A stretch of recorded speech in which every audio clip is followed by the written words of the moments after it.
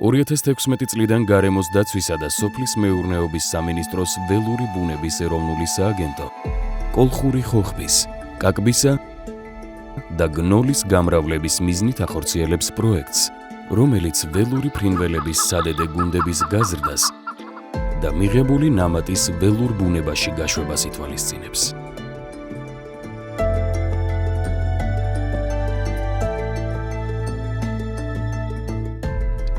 აღსანიშნავია, რომ სადედე გუნდები მიეწოდება სამონადირეო მეურნეობებსაც, მდგრადი მართვის პრინციპებზე დაფუძნებული ნადირობის უზრუნველსაყოფად.